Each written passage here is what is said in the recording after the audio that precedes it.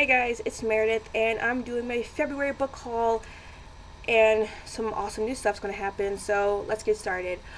Um, of course, with the overall theme I thought about this month, I thought about the one word we all know, which is love, but I thought I would take love into a different perspective, I would say. So now with these three books I have right here on my desk, I thought, how would I incorporate love into this? So with each book, I'll explain why I'm reading it and why it relates to love. So the first book, which is going to start something new with us, so bear with me. The first book I'm going to read this February is The Perks of Being a Wallflower by Stephan Chbosky. And I'm going to review the movie as well when I get it in, hopefully sometime in February. So hopefully you'll look out for this. So if you do not know what Perks of Being a Wallflower is, then you are hiding under the biggest rock ever. Basically, it's about a boy named Charlie who grew up in like the early 90s, like 1991? Yeah, 1991 to 1992, and him starting high school as a freshman, and he meets new people, but he wants to fill in the holes, I would say. I'm giving like a really, really horrible overview of this book, but it's basically about Charlie and his life during high school, giving letters to a friend who's never named, but he wants to write to you and tell you his story, what's going on in high school, the ups and downs and whatnot.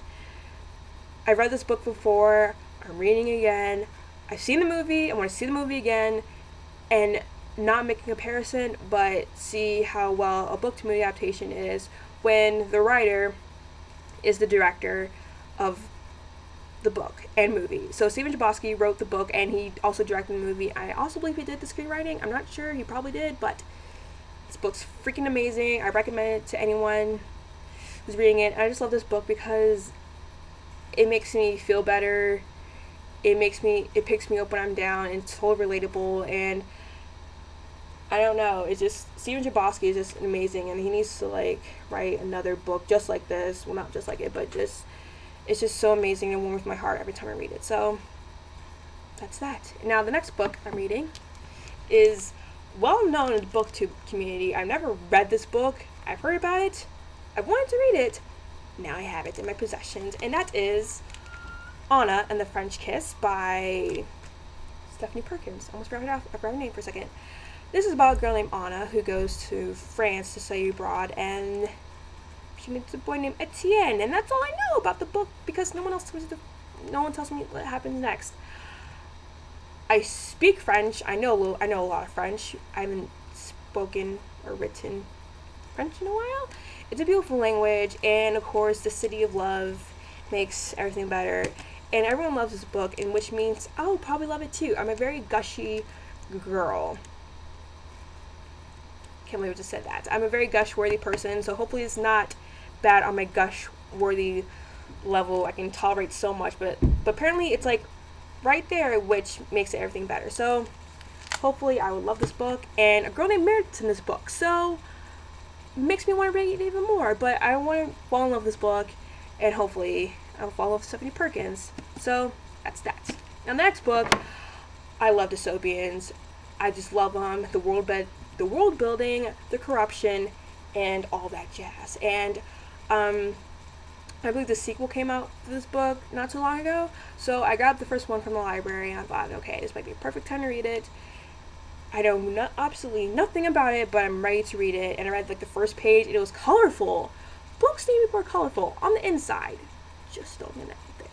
But the book is Legend by Mary Lou, and from what I can tell you, it's about a girl whose brother was murdered, and the murderer is out on the run, and it's basically her looking for the killer. It's a cat and mouse game, but something else is in here which I don't know what it is, but this book's gonna be amazing. Again, I love dystopians. I read The Hunger Games. I read Delirium by Lauren Oliver. I read countless books which are escaping my mind right now. Ready Player One by Ernest Cline and other books. But dystopians are high number on my list. I never judge them by a cover. I just forgot Across the Universe. Across the Universe by Beth Revis, and I can't wait to read this one and what's this one's about. And I heard movie rights are in the works for this book, so